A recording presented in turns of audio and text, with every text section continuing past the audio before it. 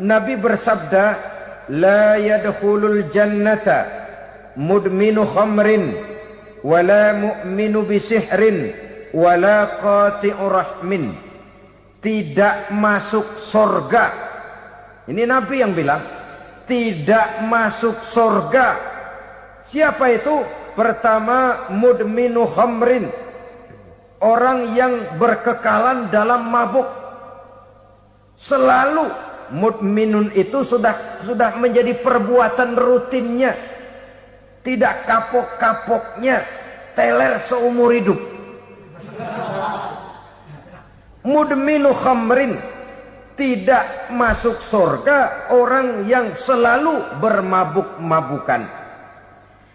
Yang kedua, wala mu'minu bisihrin, orang mukmin tapi main sihir. Ini juga oleh Nabi diperingatkan, tidak akan masuk surga orang mukmin tapi suka main sihir. Wala qati'u rahmin, dan tidak juga orang yang memutuskan silaturahmi. 3 macam manusia yang diperingatkan Nabi tidak akan masuk surga: orang yang selalu mabuk, orang mukmin yang main sihir, dan orang yang memutuskan silaturahmi. Saudara-saudara kaum muslimin rahimakumullah. Lalu orang berkata, kenapa dilarang kita bersihir? Padahal Rasul sendiri kan punya mukjizat. Nah, kita memang harus membedakan antara mukjizat dengan sihir. Dalam kehidupan agama kita kenal ada yang namanya mukjizat, ada yang namanya karomah atau keramat biasa diucapkan, ada yang namanya maunah, ada yang namanya irhas, ada juga yang namanya sihir. Kesemuanya ini berbeda, saudara-saudara. Yang dinamakan mukjizat itu khusus untuk para rasul saja. Satu kejadian luar biasa yang terjadi dilakukan oleh rasul atas izin dari Allah Subhanahu wa taala. Perbedaannya dengan sihir jelas. Sihir dari setan, mukjizat dari Allah. Sihir bisa dipelajari, mukjizat tidak. Sihir umumnya untuk maksud-maksud yang tidak baik, sedangkan mukjizat untuk memperkuat kebenaran yang disampaikan oleh para rasul dan ditentang oleh umatnya. Bahkan kafir Quraisy dahulu menganggap orang-orang ahli sihir itu berada dalam satu posisi yang hina, sehingga mereka mengatakan dan menuduh Nabi Muhammad sebagai tukang sihir. Tuduhan sebagai tukang sihir adalah tuduhan yang sangat aib dan hina. Di tengah masyarakat kufar jahiliyah, kedudukan tukang sihir dipandang sebagai kedudukan yang hina, sehingga mereka mengejek Nabi dengan sebutan tukang sihir. Jadi mukjizat hanya untuk Rasul saja. Kemudian karomah. Karomah ini asal kata dari karomah, kehormatan, kemuliaan yang diberikan Allah kepada hamba-hambanya yang rajin mendekatkan diri kepadanya. Oleh karena ketekunannya melaksanakan ibadah, Allah memberikan keistimewaan kepada orang itu, yang dengan keistimewaannya dia bisa mengerjakan yang tidak bisa dikerjakan oleh orang lain. Karomah hanya bisa dicapai dengan prestasi ibadah. 7 macam perkara yang merusak akidah dan keimanan, merusak amal perbuatan yang sudah kita kerjakan, merusak sendi-sendi kehidupan sosial, pendek kata merusak segala hal di dalam kehidupan kita. Jauhilah olehmu 7 macam perkara yang merusak. Yang pertama, asyirku billah, menyekutukan Allah Subhanahu wa ta'ala. Agama dimulai dari keyakinan, maka kehancuran agama selalu dimulai dari kehancuran keyakinan, iman, atau akidah yang dimiliki oleh seseorang. Dan untuk menghancurkan nilai-nilai iman yang kita miliki ini, orang rasanya tidak akan menghantam kita dengan peluru kendali. Orang tidak akan mengirimkan nuklir ke sini. Orang tidak juga akan mengirimkan satuan militernya ke sini. Untuk menghancurkan nilai-nilai iman, dibanjiri kita dengan paham-paham yang merusak dan mendangkalkan akidah.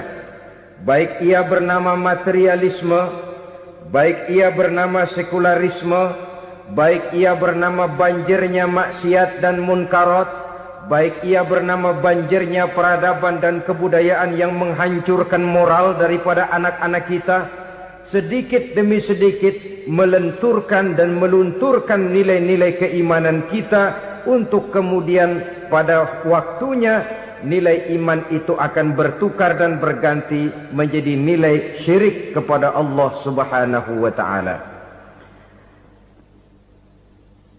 Atau pada sisi lain, menjadikan yang selain Allah sebagai tujuan akhir daripada kehidupan kita. Sedangkan kita sama-sama maklum bahwa di dalam pandangan agama Islam, dosa yang tidak berampun, dosa yang terbesar, termasuk dalam kategori bapak moyangnya dosa, tidak lain adalah syirik, yakni menyekutukan Allah Subhanahu wa ta'ala. Pola penghancuran iman ini memang berstrategi. Ditawarkan kita kepada paham materialisme, paham kebendaan, di mana otak menempati urutan sebagai ranking pertama, Tuhan jatuh pada urutan kedua. Lalu menyusul kepada paham sekularisme, Allah dipisahkan dari seluruh kegiatan hidup ini, untuk pada gilirannya menjadikan yang selain Allah sebagai tujuan akhir daripada seluruh kegiatan hidup kita. Oleh karenanya, kewajiban menjaga nilai-nilai iman ini merupakan kewajiban yang mulia tetapi berat. Tidak hanya untuk kita, tetapi juga bagaimana mewariskannya kepada anak-anak kita, generasi yang akan datang.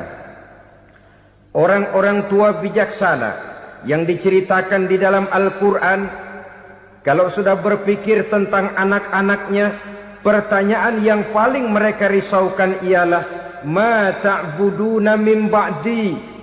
Anakku, kalau pada satu saat aku, ayahmu sudah tidak ada lagi di dunia ini, meninggalkan kamu semua, ma ta'buduna min ba'di, apa yang akan kamu sembah nak? Jikalau sekarang ayahmu masih mau ke masjid, masih mau melakukan rukuk dan sujud, masih beribadah menyembah Allah Subhanahu wa ta'ala, kalau orang tuamu sudah tidak ada, ma ta'buduna min ba'di, masihkah engkau mau datang ke masjid? Masihkah engkau mau rukuk dan sujud? Masihkah engkau mau menyembah Allah Subhanahu wa ta'ala? Pertanyaan ini yang dipikirkan oleh Nabi Yakub kepada putra-putranya. Pertanyaan ini yang diteruskan oleh Nabi Ibrahim kepada anak-anaknya. Pertanyaan ini yang diwariskan oleh generasi ulama salafus saleh kepada para generasi berikutnya. Bagaimana kita generasi sekarang?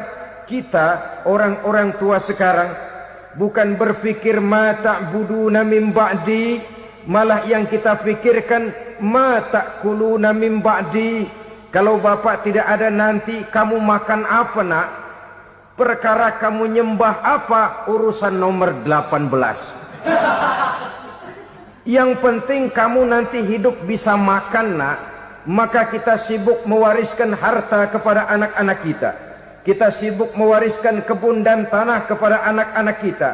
Kita sibuk mewariskan pabrik kepada anak-anak kita, sementara kita lupa mewariskan intan yang paling mahal, mewariskan mutiara yang paling berharga, yaitu nilai iman kepada Allah Subhanahu wa ta'ala. Alangkah baiknya apabila warisan harta, warisan tanah dan kebun, warisan rumah dan pabrik didasari lebih dahulu dengan mewariskan nilai iman kepada Allah Subhanahu wa ta'ala. Sebagai orang-orang tua, kita boleh bersedih kalau anak kita tidak mengerti komputer.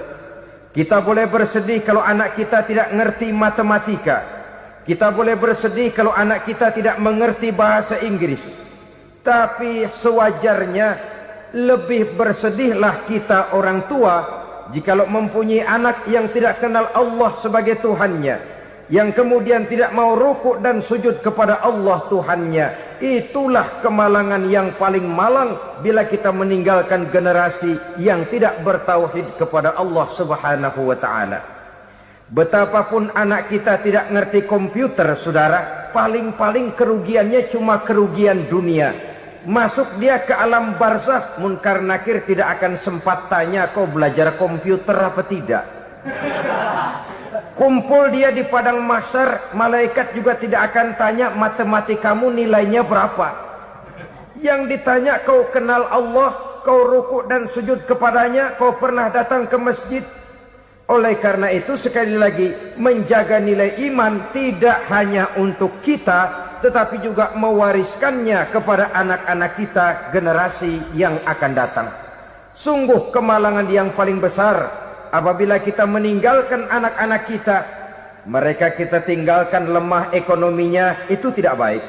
Mereka kita tinggalkan lemah otaknya, itu pun akan membuat mereka tertinggal oleh yang lain. Tapi yang paling celaka, jikalau kita tinggalkan mereka dalam kondisi lemah imannya, rapuh akidahnya, tidak baik dan tidak betul keyakinan hidupnya. Oleh karena itu Nabi berpesan, jauhilah 7 perkara yang merusak. Yang pertama, syirik kepada Allah Subhanahu wa ta'ala. Menyekutukan Allah baik dalam ucapan, dalam keyakinan, ataupun dalam perbuatan. Ini perkara pertama yang termasuk 7 perusak besar di dalam kehidupan. Kalau sudah jatuh kita ke lembah syirik, bagaimanapun banyak kebaikan yang kita kerjakan, berjiwa sosial, bertangan pemurah, gemar menolong orang lain, kalau memang dasarnya syirik, maka seluruh kebaikan kita akan hancur, tidak akan ada nilainya dalam pandangan Allah Subhanahu wa ta'ala. Dalam pandangan manusia, mungkin kita dicatat sebagai orang sosial, gemar menolong orang lain, tidak berpangku tangan melihat orang yang mendapat kesulitan, tapi oleh karena dasarnya syirik, dasarnya tidak mentauhidkan Allah, maka seluruh nilai kebaikan yang kita kerjakan tidak akan ada nilainya dalam pandangan Allah Subhanahu wa ta'ala. Maka jagalah iman kita, jangan sampai dihinggapi penyakit syirik yang bagaimana kecilnya sekalipun. Sekali lagi, baik syirik dalam bentuk ucapan, syirik dalam bentuk keyakinan, sampai kepada syirik dalam bentuk perbuatan, kita berhindar kepada sifat-sifat yang sedemikian itu. Karena apa? Dalam satu ayat Quran Allah Subhanahu wa ta'ala menjelaskan, innallaha la yaghfiru ayyushraka bih wa yaghfiru ma duna dzalika liman yasha. Allah tidak akan memberi ampun kepada orang-orang yang menyekutukannya, tapi Allah masih mau memberikan ampun kepada dosa-dosa yang selain itu bagi orang-orang yang dikehendakinya. Dosa selain syirik, apabila kita bertaubat, Allah masih mau mengampuni. Tapi kalau sudah jatuh ke tempat syirik, itu sudah dosa yang tidak berampun. Taubatnya tidak lain melepas syirik, kembali kepada tauhid, berkeyakinan bahwa hanya ada Allah Subhanahu wa ta'ala, Tuhan satu-satunya, yang lam yalid walam yulad walam yakul lahu kufuwan ahad. Tidak beranak, tidak pula diperanakkan, dan tidak satu pun yang dapat menyerupai Tuhan Allah Subhanahu wa ta'ala. Saudara-saudara kaum muslimin rahimakumullah, bahwa kita di zaman sekarang memang tidak menyembah berhala, ya. Bahwa kita tidak berterang-terangan mengatakan Tuhan lebih dari satu, memang. Bahwa kita tidak berkeyakinan Tuhan itu punya anak atau diperanakkan, tentu. Tapi dalam perbuatan dan i'tiqad, kita kadang-kadang jatuh tanpa kita sadari ke tempat yang bernama syirik ini. Oleh karenanya, di zaman di mana teknologi makin canggih, di mana kemajuan pembangunan makin menjangkau berbagai aspek kehidupan. Diperlukan keseimbangan antara kemajuan fisik material dengan kemajuan mental spiritual. Apabila tidak ada keseimbangan yang terwujud, tentulah kepincangan yang diawali dengan pincangnya cara kita berpikir, sehingga pada akhirnya akan mengarah kepada pincangnya cara kita berbuat dan bertindak di dalam kehidupan kita. Oleh karena itu Nabi berpesan, jauhilah sifat syirik, karena syirik merupakan dosa yang teramat besar. Ini sifat merusak yang pertama. Yang kedua kata Nabi, wasihra, jauhilah sihir. Sihir ini juga termasuk perkara yang merusak kehidupan. Kita semua sama-sama maklum bahwa sihir sebenarnya bukan persoalan baru. Sejak sebelum datang Islam, sihir itu sudah ada. Di zaman Yunani kuno, sihir ada. Di zaman Mesir kuno, di zaman Cina kuno, dan yang lain-lain yang serba kuno, sihir itu sudah ada. Bahkan para nabi pun, para rasul yang diutus oleh Allah Subhanahu wa taala, senantiasa berhadapan dengan ahli-ahli sihir untuk menguji kebenaran dari misi yang mereka bawa.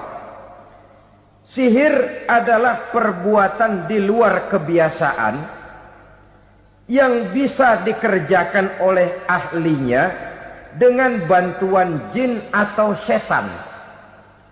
Hukum mempelajari sihir adalah haram, mengamalkannya lebih haram lagi.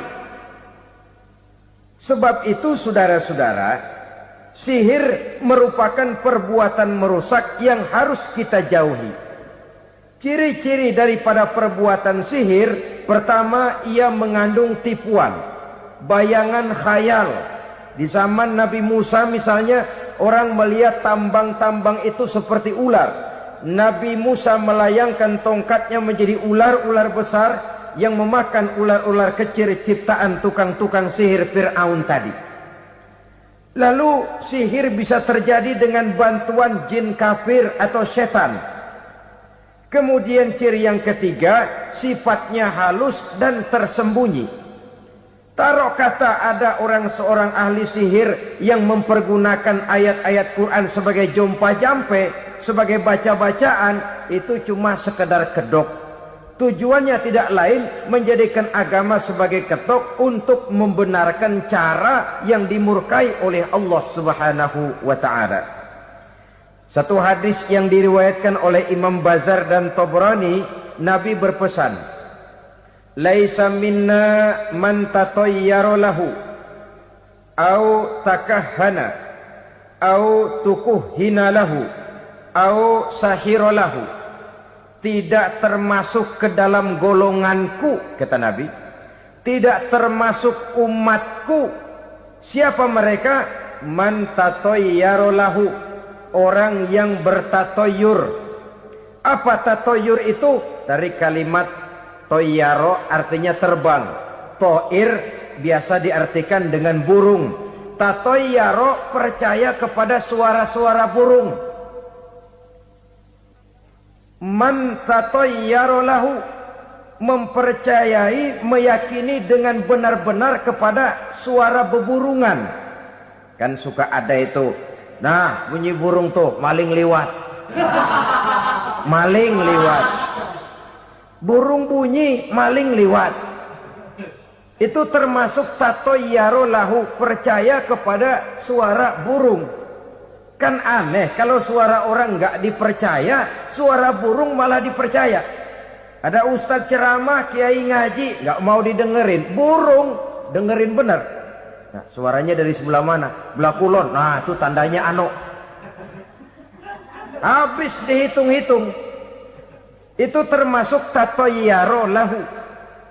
Au takahana, atau bertenung, au tukuhina, atau minta ditenungkan, au sahirolahu, atau melakukan perbuatan sihir, atau minta disihirkan. Laisa minna, tidak termasuk ke dalam golonganku, kata Nabi. Sehingga dengan demikian saudara-saudara, menghadapi sihir dengan sihir sekalipun termasuk perbuatan yang tidak diajarkan oleh agama. Kita kan mempelajari sihir untuk jaga diri, tidak apa-apa.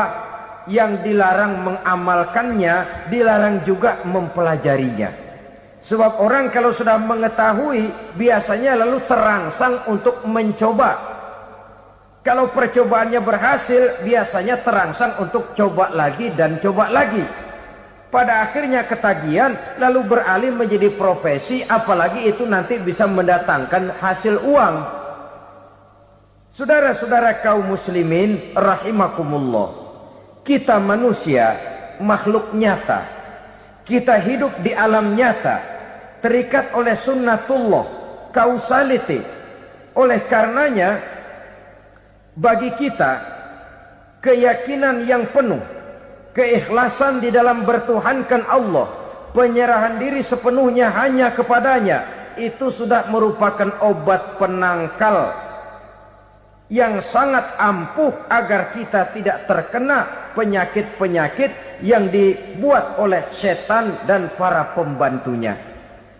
Sehingga beberapa ayat Quran mengajarkan, misalnya a'udzu bikalimatillahi tammati min syarri ma khalaq, atau bismillazi la yadurru ma'asmihi syai'un fil ardi wala fis sama, dengan menyebut nama Allah yang tidak bisa mendatangkan bahaya sedikit pun, dari baik yang datang dari langit maupun yang datang dari bumi. Jiwa yang kosong dari keyakinan yang penuh kepada Allah, jiwa yang penuh was-was dan ragu-ragu, itu yang mudah terserang oleh penyakit-penyakit yang dikerjakan oleh para tukang-tukang sihir, yaitu oleh setan dan seluruh para pembantunya. Kemudian hadis kedua yang diriwayatkan oleh Imam Ibnu Hibban, Nabi bersabda, la yadkhulul jannata mudminu khamrin wala mu'minu bisihrin wala qati'u rahmin. Tidak masuk surga. Ini Nabi yang bilang, tidak masuk surga. Siapa itu? Pertama, mudminu khamrin, orang yang berkekalan dalam mabuk. Selalu mudminun itu sudah menjadi perbuatan rutinnya, tidak kapok-kapoknya, teler seumur hidup. Mudminu khamrin, tidak masuk surga orang yang selalu bermabuk-mabukan. Yang kedua, wala mu'minu bisihrin, orang mukmin tapi main sihir. Ini juga oleh Nabi diperingatkan, tidak akan masuk surga orang mukmin tapi suka main sihir. Wala qati'u rahmin, dan tidak juga orang yang memutuskan silaturahmi. Tiga macam manusia yang diperingatkan Nabi tidak akan masuk surga: orang yang selalu mabuk, orang mukmin yang main sihir, dan orang yang memutuskan silaturahmi. Saudara-saudara kaum muslimin rahimakumullah. Lalu orang berkata, kenapa dilarang kita bersihir padahal Rasul sendiri kan punya mukjizat? Nah, kita memang harus membedakan antara mukjizat dengan sihir. Dalam kehidupan agama kita kenal ada yang namanya mukjizat, ada yang namanya karomah atau keramat biasa diucapkan, ada yang namanya maunah, ada yang namanya irhas, ada juga yang namanya sihir. Kesemuanya ini berbeda, saudara-saudara. Yang dinamakan mukjizat itu khusus untuk para rasul saja. Satu kejadian luar biasa yang terjadi dilakukan oleh Rasul atas izin dari Allah Subhanahu wa ta'ala. Perbedaannya dengan sihir jelas. Sihir dari setan, mukjizat dari Allah. Sihir bisa dipelajari, mukjizat tidak. Sihir umumnya untuk maksud-maksud yang tidak baik, sedangkan mukjizat untuk memperkuat kebenaran yang disampaikan oleh para rasul dan ditentang oleh umatnya. Bahkan kafir Quraisy dahulu menganggap orang-orang ahli sihir itu berada dalam satu posisi yang hina, sehingga mereka mengatakan dan menuduh Nabi Muhammad sebagai tukang sihir. Tuduhan sebagai tukang sihir adalah tuduhan yang sangat aib dan hina. Di tengah masyarakat kufar jahiliyah, kedudukan tukang sihir dipandang sebagai kedudukan yang hina, sehingga mereka mengejek Nabi dengan sebutan tukang sihir. Jadi mukjizat hanya untuk Rasul saja. Kemudian karomah. Karomah ini asal kata dari karomah, kehormatan, kemuliaan yang diberikan Allah kepada hamba-hambanya yang rajin mendekatkan diri kepadanya. Oleh karena ketekunannya melaksanakan ibadah, Allah memberikan keistimewaan kepada orang itu, yang dengan keistimewaannya dia bisa mengerjakan yang tidak bisa dikerjakan oleh orang lain. Karomah hanya bisa dicapai dengan prestasi ibadah. Kalau sihir mau ibadah apa enggak, asal dia belajar, bersatu dan berteman dengan setan, memenuhi persyaratan-persyaratan setan, biasanya lalu bisa. Sedangkan karomah tidak mungkin terwujud tanpa orang mendekatkan diri sedekat-dekatnya kepada Allah Subhanahu wa ta'ala. Maka kita lihat biasanya orang-orang yang punya ilmu sihir, mukanya rata-rata nggak enak dilihat. Kumuh, jauh dari air wudhu, jauh dari sujud kepada Allah, malah berteman dengan setan, menjadi pelayan-pelayannya setan. Saudara-saudara, adapun maunah, keistimewaan yang diberikan Allah kepada hamba-hambanya yang belum sampai kepada tingkat wali, tapi orang itu lebih banyak kebaikannya daripada kesalahannya. Umpamanya, saudara jalan bertiga di pinggir jalan, saudara ada pada posisi di tengah, lalu bertiga ini ketabrak mobil. Menurut perhitungan saudara mati lebih dahulu, tapi terjadi hal yang aneh, dua teman saudara mati, saudara malah cuma luka dan lecet sedikit saja. Apa itu? Kalau kita lebih banyak kebaikannya daripada kesalahannya, itu yang dinamakan maunah, pertolongan yang diberikan Allah kepada hamba-hambanya yang lebih banyak kebaikannya daripada kesalahannya. Sedangkan yang dinamakan irhas, kejadian luar biasa pada diri seseorang pada waktu dia masih kecil, yang menunjukkan tanda-tanda keistimewaannya. Itu umumnya pada para nabi pada usia kecilnya sudah ada irhas, tanda-tanda istimewa. Jelas baik mukjizat, karomah, maunah maupun irhas berbeda dengan sihir. Sihir ini jelas saja merupakan bantuan dan persekutuan antara manusia dengan setan. Padahal setan, kata Allah dalam Al-Quran, innahu lakum aduwwum mubin, sesungguhnya setan bagi kamu adalah musuh yang sangat jelas. Saudara-saudara kaum muslimin rahimakumullah, di zaman sekarang dalam menghadapi beban kehidupan yang makin pelik, menghadapi stres yang tidak kunjung selesai, menghadapi persoalan-persoalan yang teramat berat, orang sering mencari jalan keluar kepada hal-hal yang menurut pendapatnya bisa meringankan beban moralnya itu. Pergilah dia mencari sesuatu yang dapat meringankan bebannya.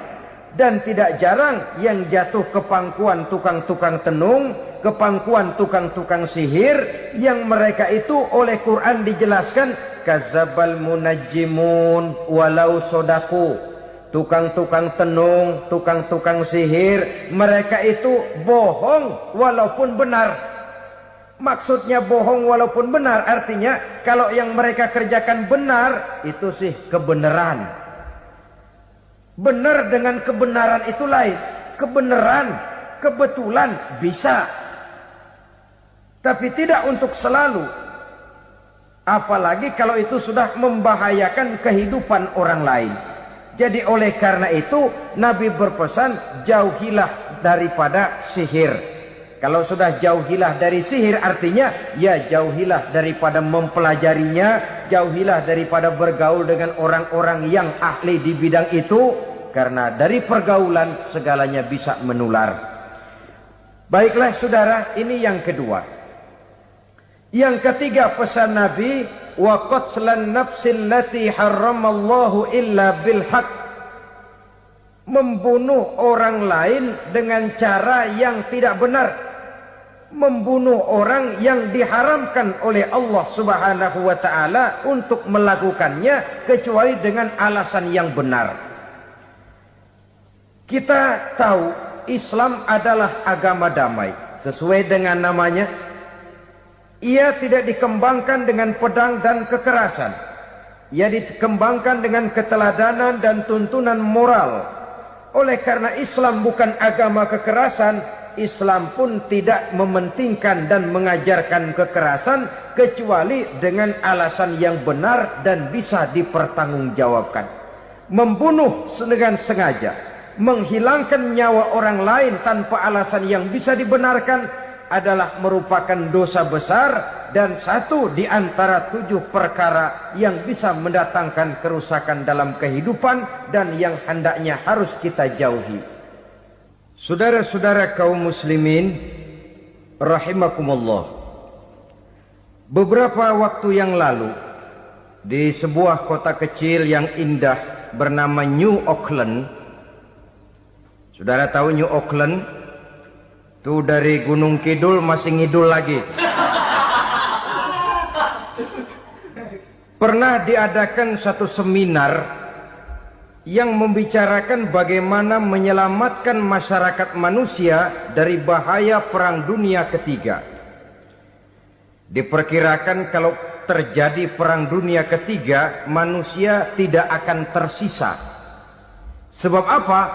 Pada waktu itu, cadangan nuklir yang dimiliki oleh bersama Amerika dan Rusia konon sudah sanggup memusnahkan 6 miliar manusia pada saat jumlah manusia baru 5 miliar. Jadi kelebihan nuklir dunia ini. Kalau terjadi Perang Dunia Ketiga, sulit manusia untuk tersisa. Maka dibahaslah di dalam seminar itu, wah, supaya tidak terjadi Perang Dunia Ketiga, maka perlombaan membuat senjata-senjata canggih, alat-alat pembunuh modern harus segera dibatasi. Dibahas, tidak mungkin kita membatasi perlombaan membuat senjata. Kenapa? Makin maju ilmu dan teknologi, makin canggih senjata yang ditemukan. Atom sudah meningkat menjadi nuklir, nuklir sudah meningkat menjadi neutron, dan kita tahu bom yang bernama neutron ini bom yang cukup membunuh tanpa perlu merusak.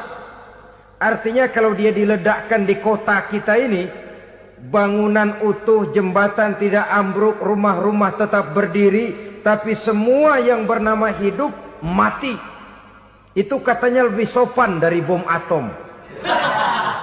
Sebab kalau si atom ini sudah membunuh, merusak pula. Neutron cukup membunuh saja tanpa perlu merusak. Jadi majunya senjata-senjata teknologi sebagai akibat yang logis dari kemajuan ilmu pengetahuan ini tidak bisa kita batasi. Dan memang sebenarnya yang bahaya bukan senjatanya, tapi manusia yang mengendalikan senjata itu.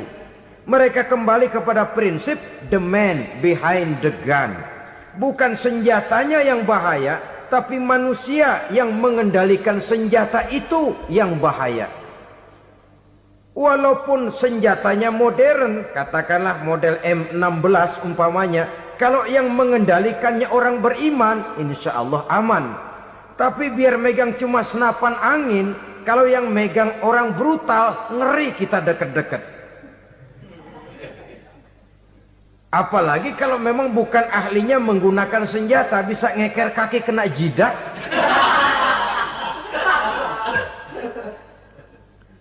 Mereka kembali kepada prinsip lama yang tetap baru, bukan senjatanya yang harus dibatasi, manusia yang mengendalikan senjata itu yang perlu dibicarakan. Nah, kalau begitu agar manusia tidak mempergunakan senjata sewenang-wenang, apa yang harus kita lakukan? Ya, manusianya harus bermoral. Ya, tapi moral yang mana? Di dunia ini banyak ajaran tentang moral. Itu pun mudah saja. Di sini kan kita undang saja ahli dari berbagai agama untuk membicarakan konsep perdamaian menurut agamanya masing-masing. Baik, setuju itu? Setuju. Maka tampillah para ahli agama, mereka kembali kepada prinsip moral daripada konsep yang terkandung di dalam ajaran agama untuk menegakkan perdamaian. Mula-mula naiklah ahli dari agama Hindu.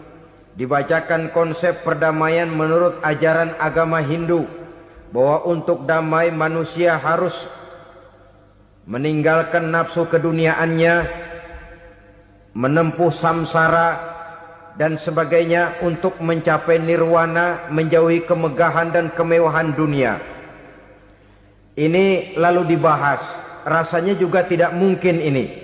Kemudian dari agama Nasrani, bahwa untuk damai manusia harus menciptakan sifat kasih sayang.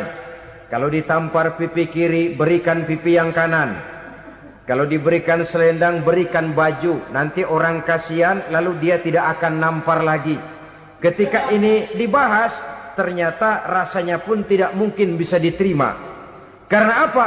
Di zaman sekarang orang ditampar pipi kiri, dikasih pipi kanan. Bukan kasihan, gemes. Damai belum tentu, bonyok udah jelas. Lalu ketika dibacakan konsep perdamaian menurut Quran, di mana disampaikan ayat wa jazaa'u sayyi'atin sayyi'atun misluha faman afa wa aslaha fa ajruhu 'ala Allah. Balasan terhadap satu kejahatan adalah kejahatan yang seimbang. Tetapi barang siapa yang memberi maaf dan mencari jalan damai, itulah yang terbaik dan akan mendapat pahala dari Allah Subhanahu wa ta'ala. Kamu tidak salah ditampar pipi kirimu, tampar lagi pipi kirinya sekeras dia menampar pipi kirimu.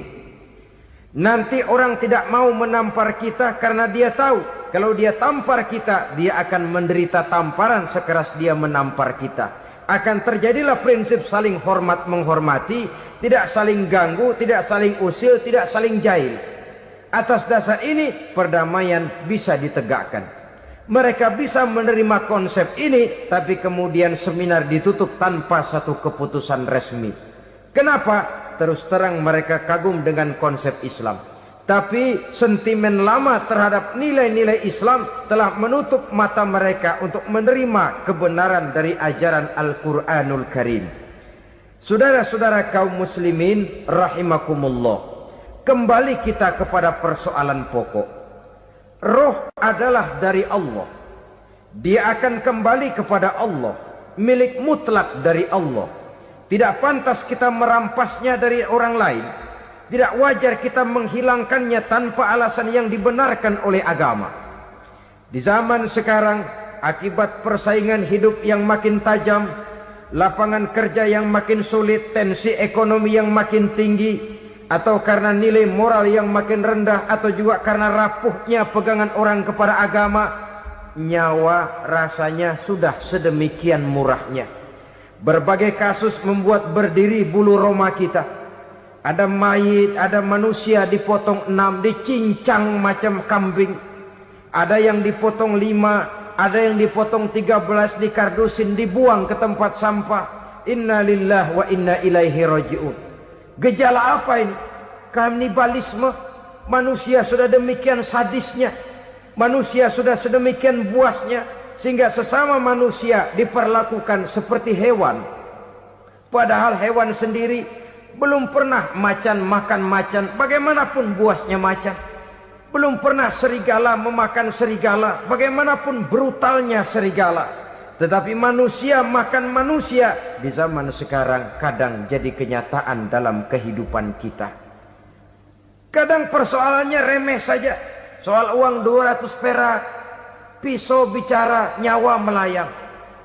Soal rokok sebatang, celurit bicara, nyawa melayang. Soal-soal yang sama sekali tidak prinsip, begitu mudah kita menghilangkan nyawa orang lain. Padahal Nabi pernah memperingatkan, apabila dua orang muslim sudah berkelahi dan berbunuh-bunuhan, al-qatil wal maktul finnar, yang membunuh dan yang terbunuh dua-duanya neraka. Sahabat heran, ya Rasul, kalau yang terbunuh, kalau yang membunuh masuk neraka itu sih wajar, tapi yang terbunuh kenapa neraka juga? Beliau menjawab, dua-duanya sudah punya niat untuk saling membunuh. Niatnya itu yang diponten. Yang terbunuh cuman lagi apes aja, keduluan dia. Umpama tidak terbunuh, pasti dia yang akan membunuh. Oleh karenanya al-qatil wal maktul, yang membunuh dan yang dibunuh finnar, dua-duanya masuk ke dalam neraka. Islam menghormati kehidupan. Tidak hanya terbatas kepada sesama muslim, orang-orang yang berlainan agama pun yang mau hidup berukun, damai, berdampingan dengan umat Islam, jiwa mereka, darah mereka dilindungi oleh nilai-nilai Islam yang disebut dengan kafir zimmi ini. Mengganggu mereka sama saja dengan mengganggu aku, kata Nabi. Jadi oleh karena itu, sayangilah sesama.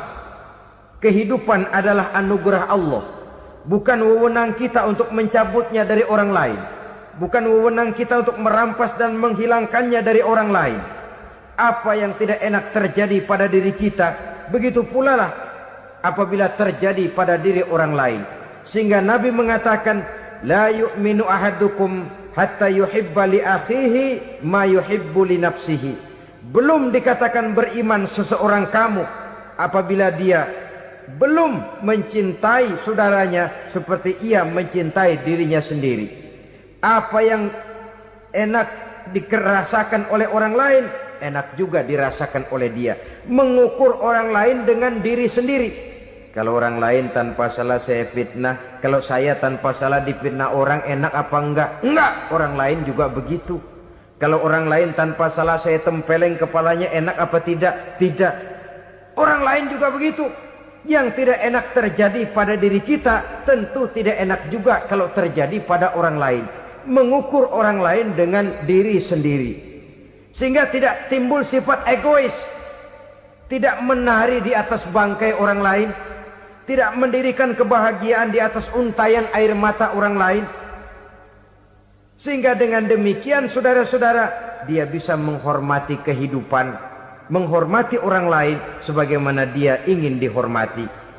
Inilah perbuatan ketiga yang merusak, membunuh orang lain dengan yang diharamkan Allah tanpa alasan yang benar. Yang ketiga. Kemudian yang keempat, perbuatan merusak wa aklar riba, makan riba. Hidup adalah tolong menolong. Bahasa kerennya take and give katanya. Saling memberi dan saling menerima. Nabi mengajarkan, man kuraba kurbatan min kurabid dunya karaballahu lahu kurbatan min kurabi yaumal qiyamah. Wallahu fi aunil abdi madamal abdu fi auni akhihi. Siapa yang meringankan beban dari beban-beban yang dirita seseorang di dalam kehidupan dunia, Allah akan meringankan bebannya daripada beban-beban yang harus dipikulnya di hari kiamat nanti. Wallahu fi aunil abdi madamal abdu fi auni akhihi. Allah senantiasa akan menolong seorang hamba selama hamba itu masih mau menolong saudaranya. Allah selalu akan menolong seorang hamba selama hamba itu masih mau menolong saudaranya. Apabila kita sudah berpangku tangan terhadap kesulitan orang lain, biasanya pun pada saat kita mendapat kesulitan, kita akan sulit juga memperoleh pertolongan. Nah, riba alias renten, kedoknya adalah menolong orang, tapi sama juga bulu buntutnya dilepas, palanya dicekek. Menolong orang pada akhirnya menjadi beban bagi seseorang, dan memang mencari orang-orang yang berada dalam posisi kesulitan.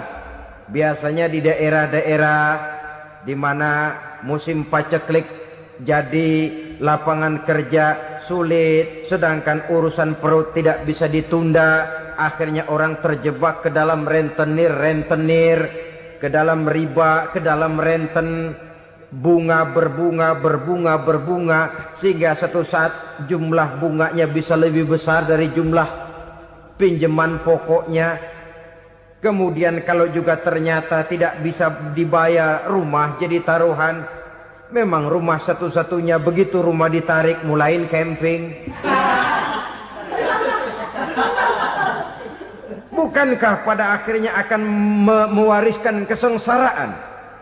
Oleh karena itu, kepada kita berusahalah jangan berhubungan dengan rentenir, jangan makan renten dan riba. Kepada mereka yang melaksanakan riba, walaupun mendatangkan keuntungan materi, tapi percayalah harta yang didapat dengan jalan riba tidak akan membawa keberkahan. Manakala tidak membawa keberkahan, dia tidak akan mendatangkan ketenangan di dalam kehidupan kita. Oleh karenanya, memakan harta riba termasuk perbuatan yang merusak sendi-sendi kehidupan sosial, merusak kehidupan orang lain, merusak kehidupan masyarakat, tetangga, pergaulan dan sebagainya. Yang kelima, wa akla malil yatim, memakan harta anak yatim dengan cara yang zalim. Nih, memang lezat. Anak yatim itu nggak tahu urusan apa-apa. Kita diamanahkan untuk mengurusinya. Kadang-kadang dibentuklah panitia penyantunan yatim piatu. Yatimnya mah tetap kelaparan, panitianya yang pada gendut.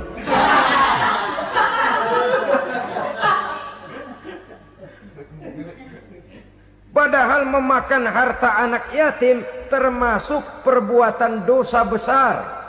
Dan menjantuni yatim merupakan perbuatan mulia. Nabi mengatakan, ana wa kafilul yatim kahataini yaumal qiyamah. Aku dan orang-orang yang menyantuni anak yatim seperti dua jari ini pada hari kiamat nanti. Dekat sekali. Jikalau ingin di hari akhir nanti dekat dengan Rasul, bersahabatlah dengan anak-anak yatim. Jadilah pengurus anak-anak yatim. Bangunlah panti-panti asuhan yatim. Pada saat bapak ibunya meninggal, kitalah yang menjadi orang tuanya. Bahkan sedemikian besar perhatian Islam terhadap anak-anak yatim ini, sehingga Quran memberikan peringatan, ara'aital ladzi yukadzibu biddin fadzalikal ladzi yad'ul yatim wa la yahuddu ala ta'amil miskin. Tahukah kamu siapa orang yang mendustakan agama? Beragama tapi dianggap dusta, solatnya dusta, puasanya dusta karena agamanya sudah berdusta. Siapa mereka? Fazalikal ladzi yad'ul yatim, orang yang menyia-nyiakan anak yatim. Wala yahuddu ala ta'amil miskin, dan tidak pernah memberi makan kepada orang-orang yang menderita kemiskinan. Menyia-nyiakan, meninggalkan anak yatim termasuk perbuatan yang divonis kita sebagai orang yang mendustakan agama. Saudara-saudara kaum muslimin rahimakumullah, maka sangat dicela mengeksploitir anak-anak yatim, menjadikan mereka sebagai kedok untuk mencari kekayaan pribadi. Tetapi jikalau ikhlas, ganjarannya sangat besar, nilai pahalanya sangat besar. Menyantuni yatim tidak hanya setahun sekali. Kalau Muharram pakai istilah lebaran yatim, dibentuklah panitia diberilah beras, uang 4-5 ribu rupiah, alhamdulillah. Tapi jangan lupa, si yatim tidak hidup cuma 1 hari. Dia tidak hidup cuma di bulan Muharram saja, dia hidup 12 bulan dalam setahun. Sebagaimana anak-anak yang lain, dia juga berhak punya masa depan. Dia juga berhak menikmati bangku sekolah. Dia berhak mengenyam arti dan makna pendidikan. Dia berhak membekali diri dengan ilmu dan pengetahuan seperti halnya anak-anak yang lain. Maka kita yang diberikan keluasan oleh Allah, ingatlah itu, bersahabatlah dengan anak-anak yatim, santuni mereka. Perkara setahun sekali di bulan Muharram, alhamdulillah, itu bagus, bin Thayyib alias baik. Tapi tentu dan tentu sekali lagi, si yatim tidak hanya hidup di bulan Muharram. Dia hidup 12 bulan dalam setahun, 24 jam dan di dalam sehari. Oleh karenanya, menyia-nyiakan mereka pada saat posisi kita memang mampu akan memojokkan kita dalam satu posisi di mana kita dianggap sebagai orang yang mendustakan agama, memakan harta anak yatim dengan cara yang zolim. Bapaknya udah meninggal, kebunnya lebar, anaknya dikelecehin. Nah, dah kamu gak usah pusing, nanti saya yang ngurus. Akhirnya bukan ngurus, nguras. Si yatim mungkin tidak tahu bahwa dia disia-siakan, haknya diambil, miliknya dizolimi. Tapi Allah yang akan membalasnya dengan seadil-adilnya. Maka makan harta anak yatim biasanya balasannya tokcer bin paten. Nggak banyak selang tempo itu, nggak percaya cobain dah. Nyobain aja kan nggak bayar, umpama. Memakan harta anak yatim dengan cara yang zolim, ganjarannya biasanya kontan. Kenapa? Ratapan si miskin, untayan air matanya, jeritan kepedihan hatinya, membuka pintu langit, permohonannya diijabah, getaran hatinya didengarkan oleh Allah. Maka balasannya biasanya kontan, spontan, tidak menunggu waktu terlalu lama. Itu di dunia, belum lagi di akhirat nanti. Bukankah dalam riwayat Mi'raj diceritakan Nabi melihat di neraka itu orang perutnya sebesar rumah? La haula wala quwata. Itu perut kayak rumah, bagaimana jalannya tuh orang? Dan memang gak jalan, diseret-seret oleh malaikat di neraka itu. Hancur perutnya, amburadul itu perut. Berantakan isinya, dibulatkan lagi, diseret lagi, hancur lagi, dibulatkan lagi. Sampai Nabi tanya, orang itu begitu berat siksanya kenapa ya Jibril? Itu Muhammad, waktu di dunia dulu rakus banget makan harta anak yatim. Begitu vonisnya, begitu menyedihkan nasibnya di akhirat. Tapi di dunia pun ketidakberkahan itu sudah membayangi kehidupannya. Oleh karena itu, kepada saudara-saudara yang mendapat titipan anak yatim, berbahagialah, karena semulia-mulia rumah adalah rumah yang di dalamnya ada anak yatim yang disantuni. Sehina-hina rumah adalah rumah di mana di dalamnya ada anak yatim yang disia-siakan. Begitu kata Nabi kita. Rumah yang paling mulia dalam pandangan Allah, rumah yang di dalamnya ada anak yatim yang disantuni.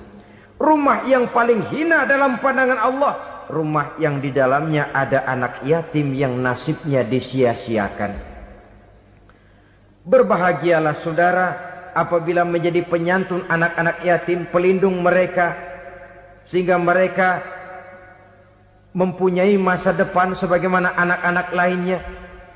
Rasulullah sendiri sedemikian peka terhadap keadaan anak-anak yatim karena beliau sendiri memang mengalami. Umur 6 bulan dalam kandungan ibu, beliau sudah ditinggalkan oleh ayahnya. Pada saat berusia 6 tahun, ibu sudah meninggal. Yatim piatu dalam usia di mana beliau sedang perlu belas kasih seorang ibu dan pengertian seorang bapa.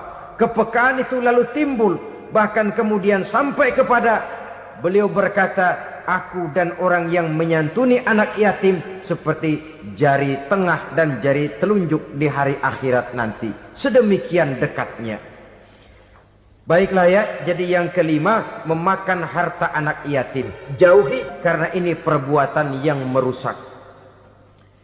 Yang keenam, watawalli yaumaz zahfi, melarikan diri pada hari pertempuran. Apa ini? Khianat. Tidak konsekuen dengan konsep perjuangan. Pada mulanya keras benar teriak, berantas korupsi, ganyang korupsi. Cuma karena belum dapat giliran. Begitu dia naik dapat kesempatan, korupsinya lebih edan dari yang diteriakinya. Ini termasuk tawalli yaumaz zahfi, berpaling pada hari peperangan. Di saat menghadapi musuh, kalau belum kelihatan musuh, teriaknya nyaring bener. Jangan takut, demi kebenaran sampai titik darah yang paling penghabisan. Musuh belum kelihatan. Begitu musuh sudah kelihatan, paling dulu lari ke belakang. Kalau diajak berjuang ada saja alasannya. Sehingga Quran memberikan peringatan kepada kita semua. Mengapa kamu ini berat? Kalau sudah diajak berjuang di jalan Allah, kakimu seperti terhunjam berakar di perut bumi. Berat untuk melangkah berjuang. Lari dari pertempuran tidak konsekuen dengan konsepsi perjuangan. Mau enaknya saja. Dalam kondisi yang sulit lalu berpangku tangan. Ini termasuk ciri munafik yang di dalam Al-Quran disindir dengan bahasa kullama adha'a lahum masyaufi wa iza azlama alaihim qamu. Waktu terang mereka jalan, giliran gelap mereka mandek. Artinya, maksudnya, kalau giliran ada untungnya aja, rame-rame teriak Islam. Tapi begitu diminta berjuang, dituntut berkorban, rame-rame mundur. Waktu dilihat di Islam ada untungnya, rame-rame teriak Islam. Pak, saya Islam banget, Pak. KTP saya Islam, Pak. Pokoknya Islam banget dah. Tapi ketika diminta berjuang, dituntut sedikit berkorban, rame-rame mengundurkan diri. Tahun 65 PKI berontak. Waduh, waktu itu jadi orang Islam untung itu. Nggak dikejar-kejar, aman. Masjid rame, mobil-mobil mewah parkir di depan musola dan masjid. Kenapa? Waktu itu asal udah ke masjid aman. Islam selamat, untung. Tapi begitu keadaan aman, yang parkir di musola sepeda butut melulu.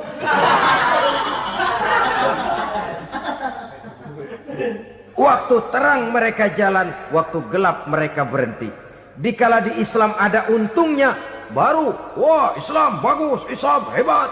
Tapi waktu dilihat ada kerugian, jangan bawa-bawa Islam dah.